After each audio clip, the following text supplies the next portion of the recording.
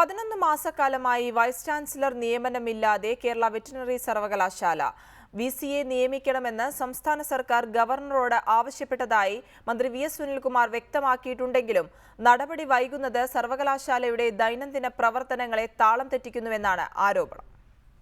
കഴിഞ്ഞ ജനുവരിയിലാണ് doctor B Ashok സർവകലാശാലയുടെ vice chancellor സ്ഥാനത്ത് കാലാവധി പൂർത്തിയാക്കിയത്.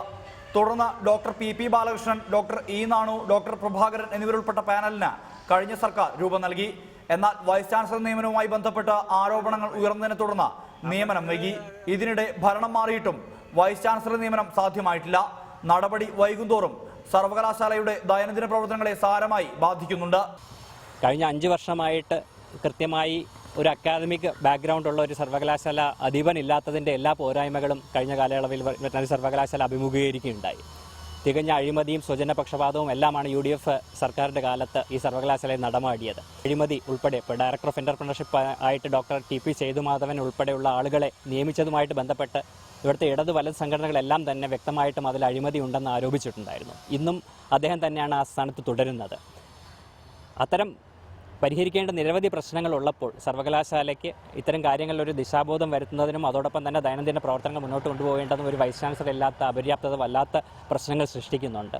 സർവകലാശാലയുടെ നിർമ്മാണ പ്രവർത്തനങ്ങൾ, വിദ്യാർത്ഥികൾക്ക് നൽകേണ്ട അലവൻസുകൾ, സർട്ടിഫിക്കറ്റ് വിതരണം എന്നിവയെ VC നിയമനം ബാധിച്ചതായാണ് ആരോപണം. സർവകലാശാലയിലെ വിദ്യാർത്ഥികളെ അടക്കം ബാധിക്കുന്ന പ്രധാനപ്പെട്ട വിഷയങ്ങളിൽ യാതൊരു തീരുമാനവും എടുക്കാത്ത വിധം തിരക്കുകളുള്ള ഒരു വ്യക്തിയാണ് ഇപ്പോൾ താൽക്കാലിക വൈസ് ചാൻസലറുടെ ചുമതല ഏറ്റെടുക്കുന്നത്. വിദ്യാർത്ഥികളുടെ ഏറ്റവും നീർന്ന പ്രശ്നമായിട്ടുള്ള അവരുടെ അലവൻസ്, ഇപ്പോൾ കേരളത്തിൽ തന്നെ മെഡിക്കൽ മേഖലയിൽ ഏറ്റവും ചെറിയ അലവൻസ് ലഭിക്കുന്നത് വെറ്ററിനറി വിദ്യാർത്ഥികൾക്കാണ്.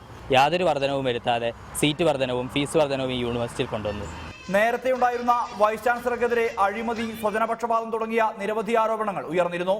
എന്നാൽ അഴിമതി ആരോപണ വിധേയരായ പലരും സർവകലാശാലയുടെ പ്രധാന തസ്തികകളിൽ ഇപ്പോഴുമുണ്ടെന്ന് അധ്യാപക വിദ്യാർത്ഥി സംഘടനകൾ ചൂണ്ടിക്കാട്ടുന്നുണ്ട്. ഇതു സംബന്ധിച്ച സമഗ്രമായ അന്വേഷണം വേണമെന്നും അതിനാൽ VC നിയമനം വേഗത്തിലാക്കണമെന്നുമാണ് അധ്യാപക വിദ്യാർത്ഥി സംഘടനകളുടെ ആവശ്യം.